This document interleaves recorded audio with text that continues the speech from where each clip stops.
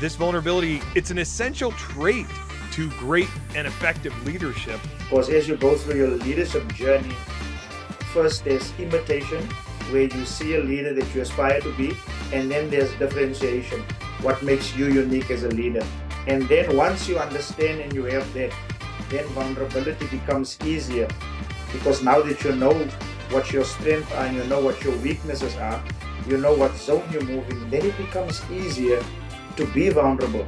The vulnerability of being comfortable with failure is history, right? If we don't learn from it, we're bound to repeat it.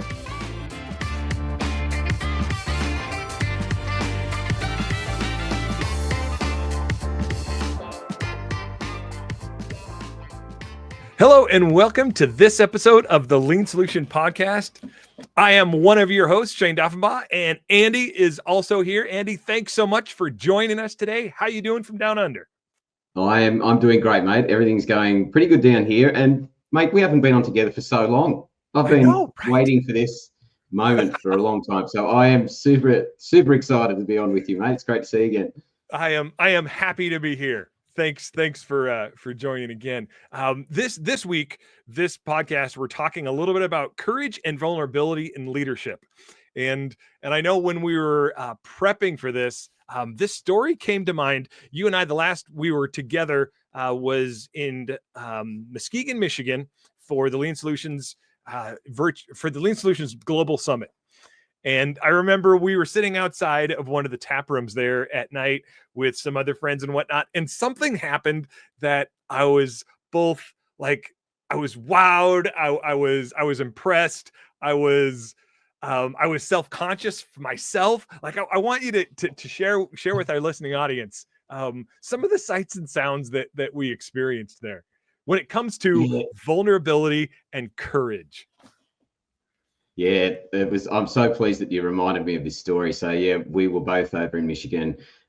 Vulnerability and courage. I think part of it was you and I were actually presenting at that conference and going to another country and in a room full of really well known and skilled people to present content. I had to be vulnerable, and I believe we're both pretty courageous in giving that a go, and it was going well. But yeah, we were just sitting at a tap room, so Aussies, that's a bar, let's say, or a brewery place. And of course, purveyors of lean are usually pretty keen or know a bit about karaoke as well. So we were super excited because this bar had some karaoke on. And I always laugh because I think, if you're ever nervous or you want to see some vulnerability in action, go and watch people do karaoke. If there's one thing to let the shackles off, and people just get up and give it a go in front of a room, usually people they don't know, or a few people. Amazing. So yeah, we were there enjoying the evening, and then this woman got up and she had her child with her, and they got up and did a song. And really the key takeaway for me from that was the child had the mother there supporting. They'd obviously sung this song before, and having them both get up. If that kid can get up there and do it and feel good and have fun, it's like, what's holding us back? So that was a really good, powerful moment. We did a bit of reflections on what we'd been doing that day at the summit. Yeah. And then as I described it, this shimmering orb then came to the stage next, and it was wasn't even a competition. And another woman came up and she had this red sequin dress on, and it was just like the light was reflecting off. Yes. I didn't know whether she was the host and she got up and just blitzed it. And it was just, again, I was like, wow, this isn't even a competition, but they care this much. No one had an excuse not to get up and give something a try after that. So that was just such a powerful example, mate. How did you go with all of that? I mean, it was like you said, with the mom and the child, like the leadership of, hey, why don't you come along with me and do this? Not, I'm sure that the mother also encouraged the child to do other things by themselves, but it wasn't like she just pushed the child, just get up there and you can do it. But, calling them along with, I thought that was super amazing. And I was just, it was funny to like, they were being vulnerable, but I was also feeling vulnerable watching them. Just because that karaoke is not my jam. Like I don't sing well, I have zero moves on the dance floor, but so watching people put themselves out there in such a joyful and just, they didn't care. They just belted it out. There's people singing with them. I mean, that really encapsulated a the beauty of courage and vulnerability. And I I'm think, excited to say that today we have a returning guest, Royden Johnson. You may have remembered him. I believe it was last season, season 3.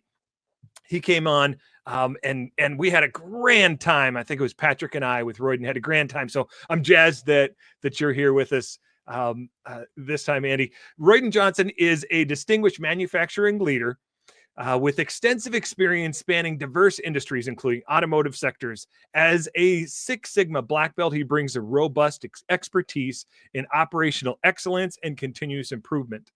And Royden has a proven track record of driving efficiency and innovation, enhancing performance, delivering sustainable results across complex manufacturing environments. And I am very pleased to bring onto the stage here for us Royden. Royden, welcome to our podcast. Welcome again. It's always nice to be on the podcast, and I know I can add a lot of value, and we can also learn from one another. And I'm glad to have Andy as well, my Aussie brother. We would be quite familiar with one another, always being competitors on the sport field. So I'm glad to be back, Shayne.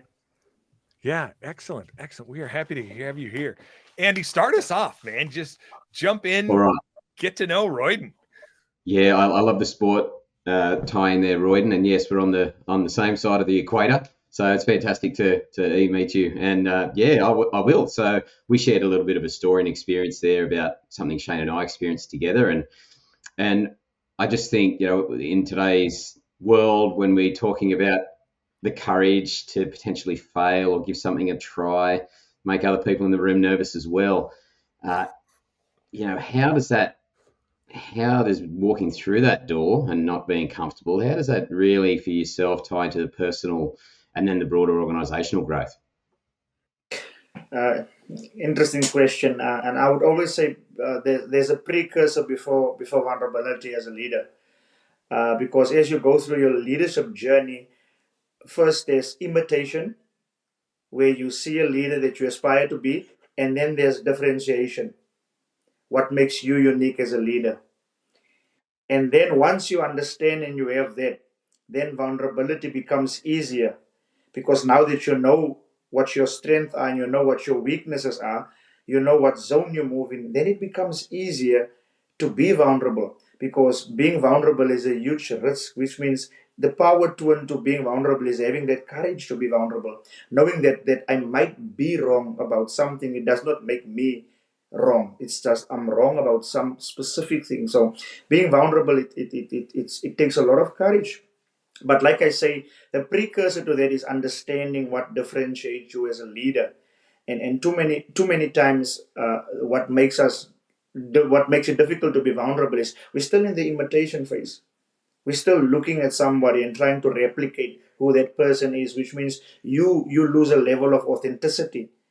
And now when you lose that, it puts you in a difficult position, because now you're scared to be wrong. You're scared to be vulnerable, because you think that you always have to be right, especially amongst your followers.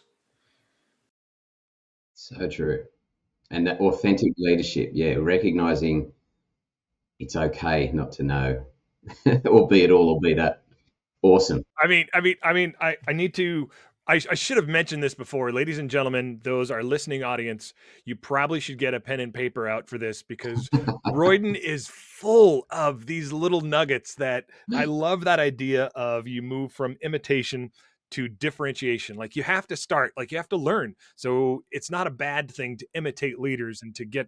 But then what you're talking about, Royden, is stepping into my own as a leader. Who am I going to be? What's going to make me different? I, I use I, as we talk about nuggets, I call it the Rafiki moment. So all of us are familiar with the Lion King. So where Simba had this moment with Rafiki, when he said, "I know your father." Correction, I know your father. And then they go on that small journey, and Rafiki is challenging him. He said, "Come, I'll show you your father." And as he looks into the water, he says, "No, man, it's just a reflection." He said, "No, no, no. Who are you?" He's challenging him like, get your identity. And too many times, and especially in this day and age where the leadership industry is booming, and there's so many voices out there that I've seen people, especially leaders, stay in the imitation phase so long. They don't know if they're Elon Musk, if they're Donald Trump, if they're Ellis Jones, if they are Royden Johnson, and then they don't move into the differentiation phase. And the differentiation phase is what makes you unique as a leader. And then you will know that regardless of what comes my way, at the end of the day as a leader, I will be rated about what my journey was, what was my purpose, where did I add value. I will not be rated the same as Andy, because Andy was given a different skill set. Hence, like I say, and sometimes it's scary when you see leaders stay in that phase. Like you need to understand who you are as a leader, and what are you called to do. And once you have that, it makes you comfortable to be wrong. It makes you comfortable to go through that door and actually be vulnerable. And I have so many examples through the years. Like uh, I like I like to watch other leaders and thus learn and learn and learn. I call it the Mr. Bean methodology. Your greatest blessing should be your stupidity. Did you say I think I Mr. remember Mr. Mr. Bean. Bean? Huh? Yes, Oh, I think I Mr. remember you Bean. talking about Mr. Bean last time we were together. my And especially greatest asset. And sorry, the second was my greatest asset is my stupidity. yes. I'm going to use that. I'm stealing that. Because in a continuous improvement environment, you have to go to the gemba, not thinking you know. Right. And, Right. yes, and many times, like I've seen leaders, and I've seen leaders, like even if we talk about going to the gemba, you go there, and because you have some formal authority, you want to make as if you know it all. So we're scared. We're scared to stop the operating. Can you show me how this works? Yes, you might have the degree. Yes, you might have the MBA. Yes, you might know the operation. But Right. sometimes you have to challenge your own assumptions. Become a spectator of your own thoughts, and hence, especially around continuous improvement, that in organizations we have repeaters because we don't go to the gamba wanting to be stupid. The guy is aiming to shoot at Mr. Bean, and then Mr. Bean steps in crap and he bends down and just shoot over his head.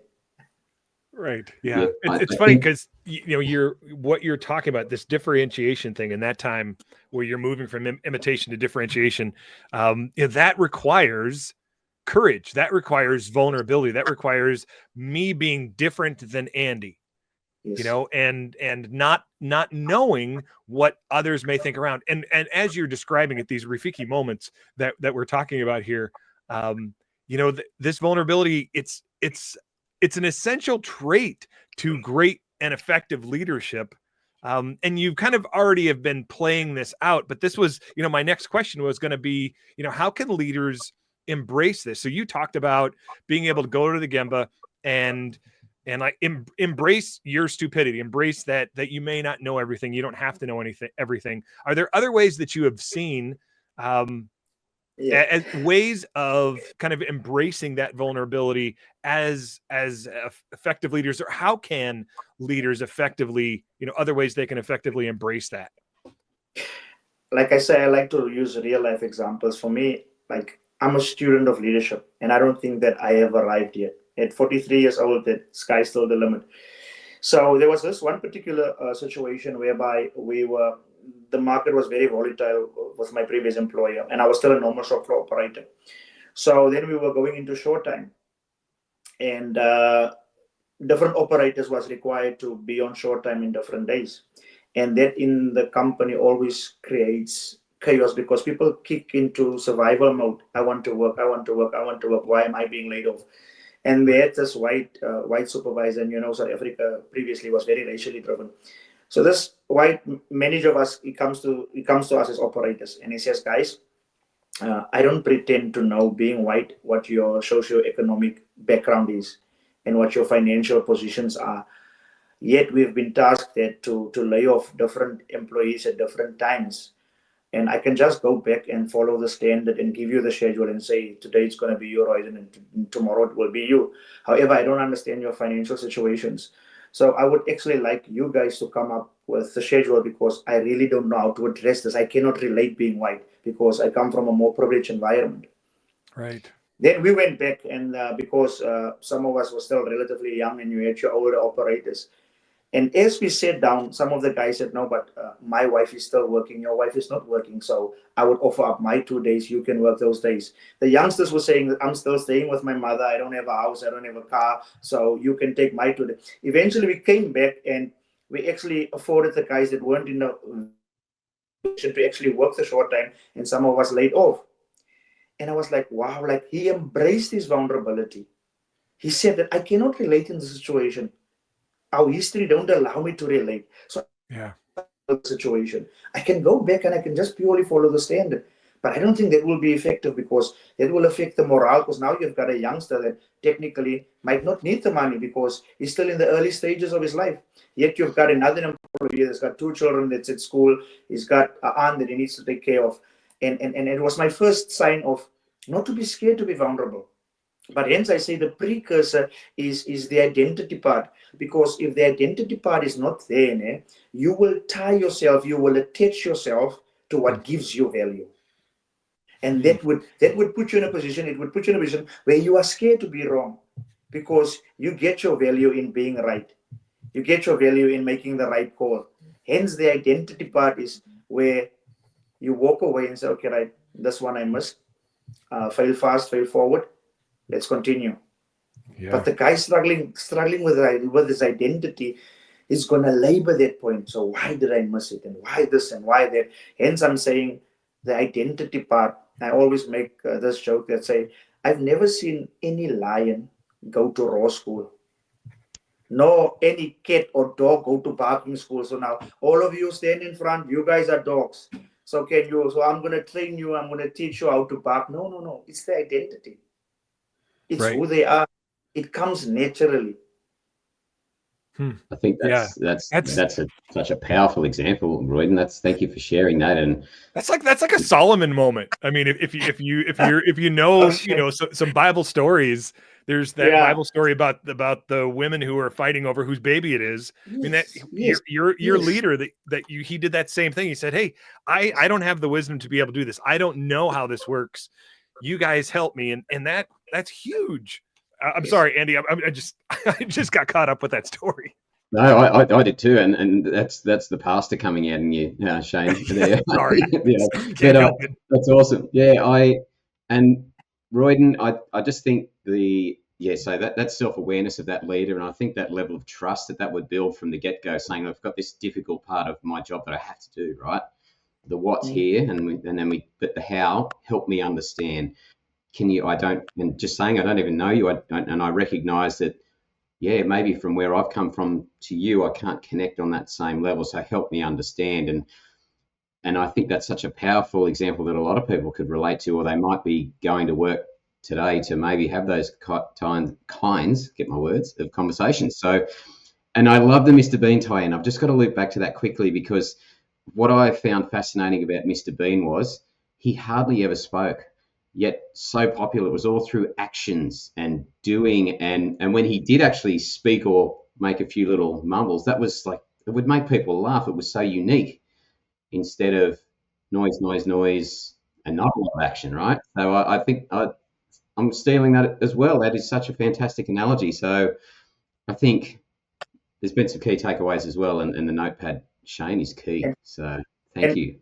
and what makes it great, why we love Mr. Bean, is because all of us can relate to feeling stupid at one time. So because it's and hence I'm saying, and you mentioned a powerful thing, and I was speaking to my leadership team the other day, especially when implementing any operating system, or if you want to execute any strategy or plan, we place so much emphasis on content, and getting the content right and making sure people understand the content, that we miss the connection part. So content you get through words, you get through verbalization. Mr. B never verbalized anything, yet he connected. Because it's in the connection that the content starts to make sense. Hence, you still remember that famous teacher when she was explaining Pythagoras, or she was explaining bits and pieces of maths and science. But because she connected, or he connected with you, you can still remember to the exact day what was said. And I think many times on podcasts, especially when I like to study podcasts, I like to prepare well, and then you'll see guys, they are brilliant with content, no connection. When the podcast is finished, you have forgotten everything. And just harping back to and you say Shayne the pastor side. So I'm a free thinker with regards to religion, having a Judeo Christian background. But there's certain verses around leadership that I like. Jesus says, ne, and this is on the imitation and differentiation part. He says, whatever I see the Father do, that I do. What he's actually saying, guys, I know what it is to lead, but I also know what it is to follow. Your leaders that can be vulnerable is leaders that were once followers as well, which means I can relate. Hence, I have a problem with our culture nowadays, especially the entitlement coming from the university, getting a degree and coming into a senior position or coming into a leadership position. So you will never know how to relate. Being an operator myself, I can feel everything that the operator is going through. So if we are going on short time, or we need to lay off, or we need to ask the uncomfortable questions, or uncomfortable commands, or that something that you need to do. Hence, I was there. So I know when my manager came to me, what did I want to hear, with what expression, how should it be said. So it's easy for me to relate. Hence, I'm always cautious when I study leaders or I look at leaders and I can't see the following part. Because if you've only been in positions of leadership, do you know how to follow? And there's actually no difference between the words, but it's a different topic for another discussion, because to me a leader is just a follower that happens to go first. Hence, when you talk leadership, to me it's a follower that goes first. But the follower makes you loyal to the vision and the mission of the organization, not to himself. Hence, it becomes easier if I become the second follower. So when people talk leadership, I don't listen to the word. When I hear that you are a leader, I'm saying, okay, this is the guy that goes first. Because when there's a transition, that guy is not linked to the title. So if I find myself in an organization or in a meeting where I happen to be the fourth follower, I'm comfortable with it, because I transition between the roles. Hence, I very rarely call it leader. I call it the follower that goes first. I think that the first follower, or the follower, who goes first. I think that's true because there's always that moment when someone steps up into another position where there's that. Okay, well now I've wanted to get here and I've said I can do it. Now I've got to do it, and then feeling that pressure. But I think again the way that vulnerability is letting it. Hey team, I haven't done this before. Help me out here. I'm in this. There's some things that I'm going to bring to the table, but without all of you, we don't really move forward. So I think it's just the self-awareness, the vulnerability, and I very early in my career, I had somebody say to me that, be confident, Andy. You know your stuff. We've put you in this position for a reason. I was like, I just haven't done it before, and I don't really know all the answers in case something really goes wrong. And he said, look, confidence is not being the smartest person in the room. Confidence is knowing that you don't have to be. And that has always stuck with me throughout anything I've stepped up. It's like, just kind of let that go a little bit. And I think it relaxes the whole room, and in particular myself. So really resonating a lot of those examples. And again, Royden, they're real life examples, different environments where you've grown up during a slightly different time over there in South Africa to what was happening for myself in Australia, let's say. But it still connects. So that connection again is so powerful. There's a lot of buzzwords that I've been jotting down here. So I think, Shayne, is there anything you want to follow on for that, or? No, go ahead, Roy. A couple of weeks ago, I recently joined a wonderful company, and I've always been vocal and out there on LinkedIn, and I'm one of our senior leaders, John Bogroski. We actually made contact through LinkedIn and started to chat, and he's quite a senior leader in the organization. And when we started to chat, I was actually amazed at his vulnerability. and hence I'm saying it's nowadays it's actually one of the most important components in leading effectively, because Yeah. vulnerability creates easier connection, because in many relationships all of us are fearful as human beings. Hmm. But once you start, it's like when I start to see your scars, I can easily show you my scars. And there's nothing that drives like an organization that connects. Mm. It's paramount. And hence you'll see that vulnerable leaders always get. Shayne, if you remember, I'm sure you do, my presentation last year at the Global Summit Yeah. in Michigan. But I was talking, Royden, I was talking a bit about Australian culture and work culture, and one of the things that I put up on the screen was this notion of big notes. So yeah, and how generally down here or across here from where you are, we don't naturally warm to that type of, hey, I know everything and listen to everything I've got to say, and oh, you don't know as much as I do. They come in and they really, sort of try and take all the oxygen out of the room for a start. It doesn't matter how technically smart they are. You usually find a lot of the room will just kind of backing away, going, yeah, you're not really my cup of tea, mate. We'll see where this goes. Where if somebody comes in with that, again, that vulnerability, it's like, yeah, you know what? Yeah, okay. I think I might trust this person and immediately feel like you want to help. So yeah, the big note usually gets, as I said, they might have the answer, but it's like, yeah, we don't really like that approach. So Right. in general,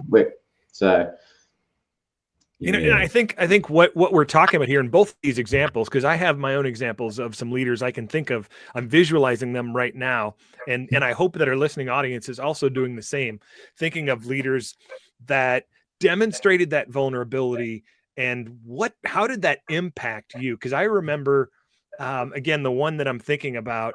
I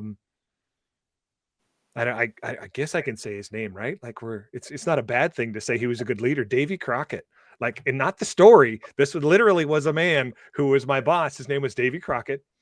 And what in the short time, because I was only with him under him for about 2 years, but the short time that I was with him, one of the things that I learned about his vulnerability, and leadership through his vulnerability, I should say, leadership through his vulnerability, because there were times where, hey, we had a problem, we had something we had to solve, and sometimes he had, I've been in this long enough, here's how I think we should go about it, what do you think? And there are other times where he said, I don't know, like, let's figure this out together.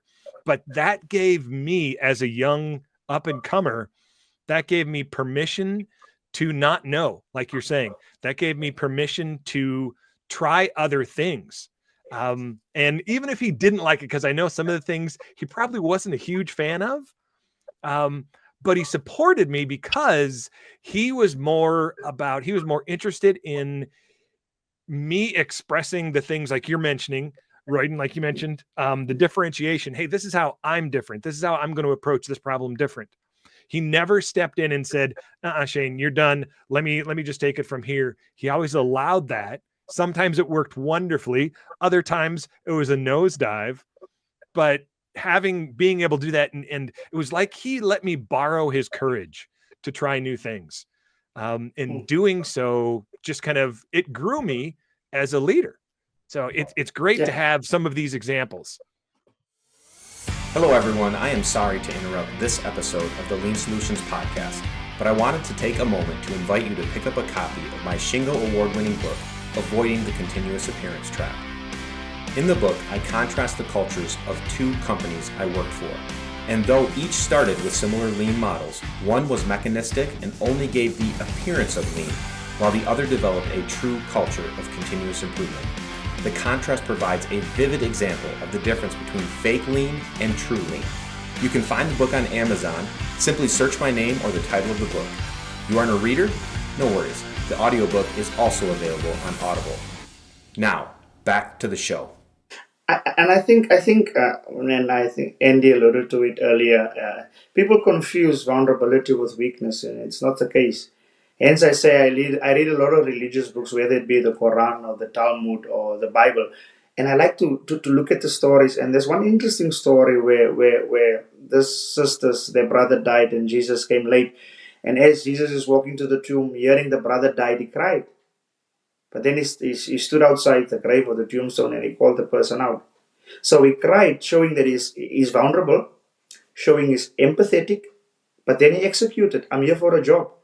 So people sometimes confuse like being vulnerable and not executing. No. Hence, I'm saying like I like to study leaders, so I understand. Show me you're vulnerable, but then I also need to see that this is how you execute it. Vulnerability should not lower the standards. Vulnerability say, hey, it's okay to make mistakes. It's okay that there's going to be consequences. Hence, I was teaching my son, because basketball is relatively unknown in South Africa. It's only for the last couple of years. So this new generation, globalization, my son is very much into basketball, and hence I started reading a lot about basketball, reading about obviously Kobe Bryant. But there's this coach and obviously Shayne would know. I don't know so much Andy. I only read about it about a couple of years ago. Coach K. So Coach K is this mantra that he calls next play. So whether you do something good, whether you do something bad on the field, he would call next play. Get out of that zone, get into the next zone. Same with vulnerability. Be vulnerable, get out of it, go on. Make a mistake, get out of it, go on. Hence, I'm saying vulnerable. The power to a vulnerability is obviously courage, because it takes courage. But if you fail fast and move forward.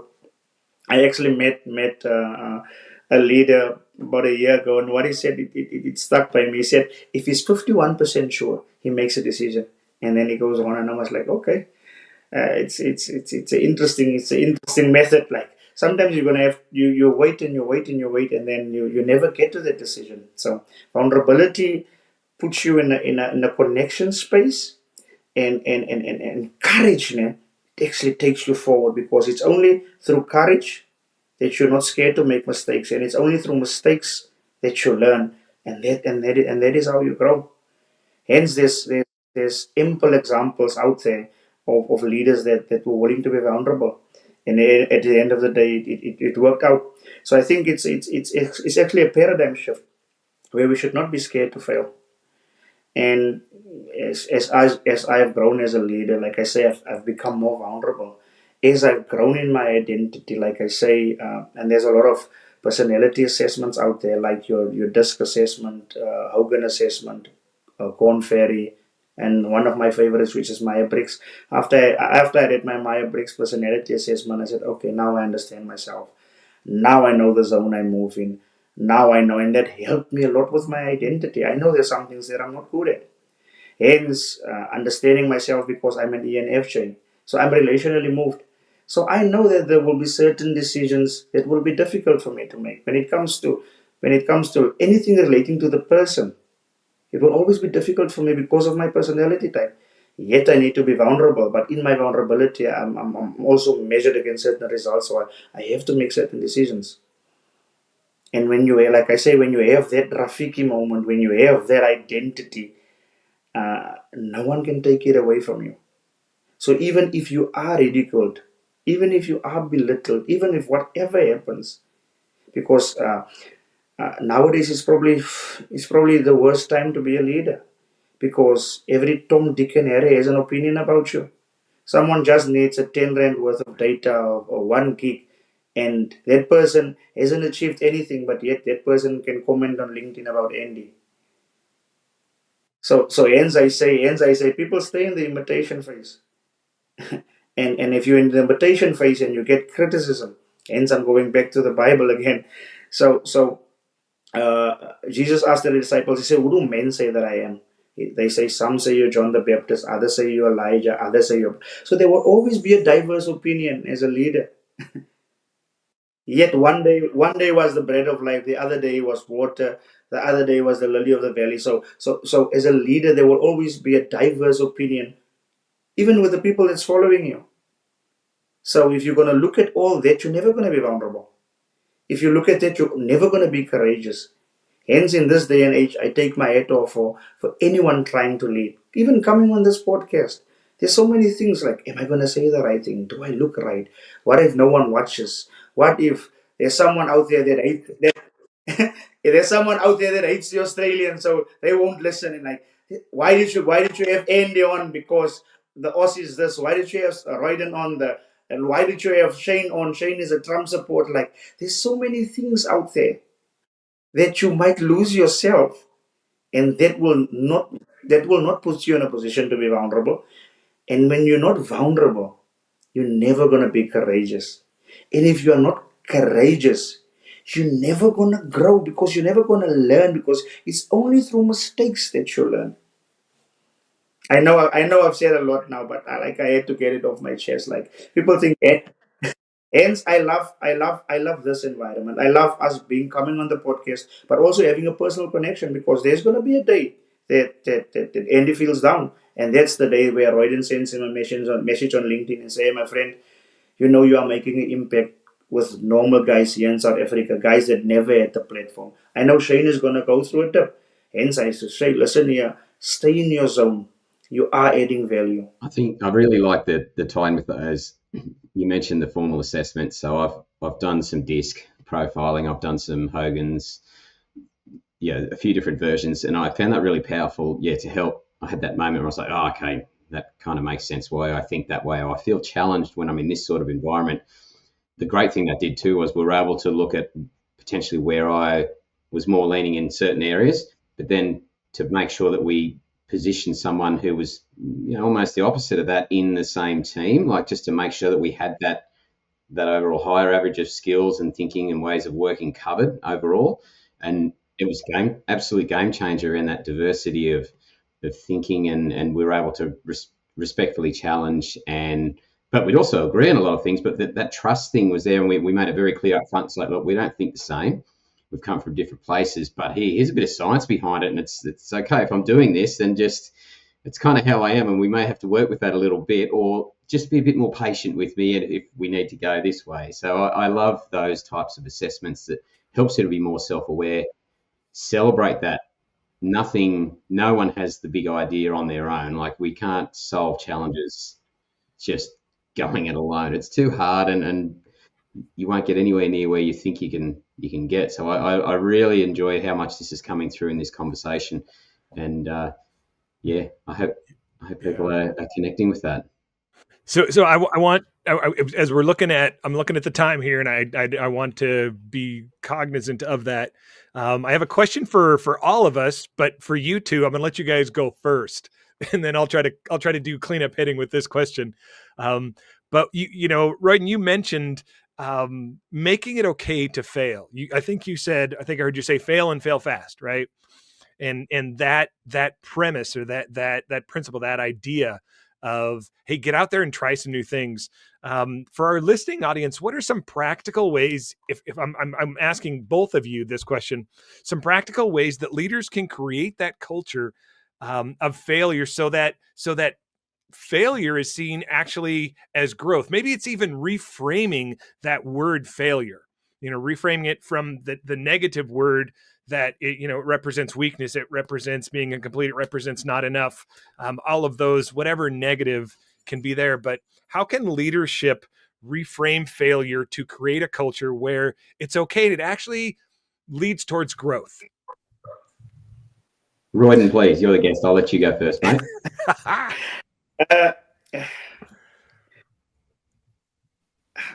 Easy one. I've developed my own methods through the years. Hence, I learned from leaders. So I would do something like this. So I would go to the Gamba knowing that I'm the operations manager. I would go to a particular operation, and I would want to see what the operate is to me. But then I would deliberately try and do that operation the wrong way, so that he or she can stop and say, "No, sir, no, sir, it's not how the way you put it in. You need to put it." Say, "Sorry, I didn't know." Because I wanna, and that's why I say I've developed my own style, because I understand my people. Sure. So I create a situation where I show him that I'm vulnerable. He doesn't know that I know how to do it, but I need to show him that it's okay to make mistakes. And then I would say, okay, show me. So, okay, I didn't know that. And many people might not agree with my style. Like with the Rafiki moment, I've developed my way, because I was an operator. I know how an operator feels now, because we're very authority biased in South Africa. So when we see a leader or manager doing it wrong, that guy feels comfortable doing it wrong. Mm-hmm. Because in South Africa, because of our educational system, to get to a managerial level, there's some kind of a formal education that you have to go through. So if the guy from the university can do it wrong, that operator immediately feels vulnerable. So through my years, I've done different things to get a culture of vulnerability. And like I would say like challenge. And then even like I say, I do some I would for argument's sake, I would go to a shop floor and you should wear PPE when you're touching the product, and I would tell the operator, take off your gloves, walk without your gloves. I would do it in the vicinity of a leader, and then I would walk away. And then the operator would take off the gloves, and I would wait, and I would come back, and I would ask the question like, what makes you comfortable to follow something that's a deviation from standard? Be Oh, more respectful to the standard than to me. So if I next time I come to you and then you say, sir, I respect you as a leader, I respect you as a manager, but this is not the standard that we are accustomed to. Hence, I want to listen to you, but I cannot deviate from standard. So through the years, I've developed things that have worked for me. sure. Hence, Hence, I've gone out of the imitation phase. I understand what John C. Maxwell says. I understand the Herb Kellers of life. I understand the Simon Sinek's. But they haven't been to South Africa. So it's understanding because culture is the collective personality of the organization. There's a Yeah, level of uniqueness. Hence, I cannot preempt and say this is what you need to do. You need to get a sense of, okay, right, where are we now? What do we need to do? How do we change the culture? And like I say, I live out the vulnerability. I live out being wrong. I live out making mistakes. And I make it comfortable making right. mistakes. I think if a leader shows vulnerability, immediately everyone lets their guards down. So what I'm hearing, I heard two things basically. One was you're talking about creating teaching moments. You're creating a Yes, situation where you can teach something, but you're also in this last bit, you're also normalizing failure and vulnerability. You're correct. making it normal. You can talk about it. It's okay. It's not taboo. You said you live it out. So yeah, you're normalizing it. That's fantastic. Andy, what can you add to this? Yeah, the teaching moments. So that'll tie into something that I was going to say is, when you have your engagements or daily stand-ups, whatever you're in, obviously it's very important to celebrate the wins. And a couple of Right. episodes back, Patrick and I were talking about reframing failure. And I actually gave the example of having that lessons learnt piece and having that documented. That's kind of putting up there for anyone to read at any time things have gone wrong, but framing that around, look, that we've actually, because we've documented it and we've had that moment where we can talk about it, then it's not for nothing, right? So, and Right. celebrating that. And I had some fun. I talked about the Golden Pineapple Award that we gave out to certain leaders to help sort of get us to relax a bit and realize that we're all going to make mistakes. So that if you want to check that episode, it's a couple back. But I just really think it's just making it visible and the leaders talking about it as a learning if we document it or we capture it somewhere and have the discussion and put your own stuff up there first. Like try and lead in there and say, well, look, and today or last week I did this. Is there anything else from the group? So yeah, put your Yeah. hand up first. I think really helps, and it's just that whole moment around making it practical, but just visual and documenting it. So yeah, write it down and talk about it. Yeah. So I heard again two things. One, you're leading by example. You said, go first. But the second thing that I think is unique in your pineapple story, your golden pineapple story, is we're rewarding learning, not just success. We often reward success. Royden, great. You were able to accomplish this goal. We were able to meet this metric, but we don't often say, "Oh, Andy, you learned something. Fantastic. Let's reward that as well. Like, here's a golden pineapple," or whatever. Not to take it too seriously, to like lower that threshold of acceptance of failure in regards to it being normal. I think both of those are fantastic. And I will wrap up with one thing, and then I'm going to give the two of you, any last minutes. I also, another way to reframe is thinking of failure and vulnerability, those kind of things, as a way to collect data like that. Those are data points you're collecting. This, oh, this didn't work. Well, that's a data point. This didn't work. That's a data point. Now I have 2 data points to know that whatever I'm trying to accomplish, these things can then kind of gear me toward a different direction. And approaching it scientifically takes the stigma, I think, out of whether it be failure, courage, those kind of things, like that stigma of, oh, these are, failure's a bad thing. Creating that culture, let's take that stigma out by creating it in or framing it in such a way that it's just normal. It's just part of what we do. So I have had a fantastic time, gentlemen, and I want to give you guys any last words. We'll go to Royden first, and then Andy, you can wrap us up. If you want to stay humble and you want to stay vulnerable, I always say, the moment that you think that you are authentic, when you say or you do anything, chances some dead philosopher. So don't think you're the only one. That will keep you humble. Right. Don't think you're the only one. Right on. Excellent. Yeah, and for mine, the vulnerability, being comfortable with failure is history, right? If we don't learn from it, we're bound to repeat it, and somewhere along the line, you can get yourself a leg up for what you might be a challenge that you're dealing with today. So look back a little bit and learn from those lessons. I think, there's a lot of people who've gone through a lot of pain that maybe we don't need to, just if we can take that lesson and learn from it and then add our authenticity and move us forward. So I had someone say to me, write as if you're saying it and listen as if you're wrong. And that will get you a long way to being an effective communicator, but also you are actually open to hearing those unique ideas and right. In the space of innovation, that's critical. So I've had a blast today, and I'd like to thank Royden and Shayne for bringing the magic again. Royden, if people want to connect with you and catch up, LinkedIn, all those things, how can they get in touch with you, mate? Usually you'll see some of my content on LinkedIn as well. It's the platform I use the most. And like I say, if I'm all open, if I can add value and we can learn from one another. It's a continuous improvement journey, taking it one day at a time. Excellent. Yeah.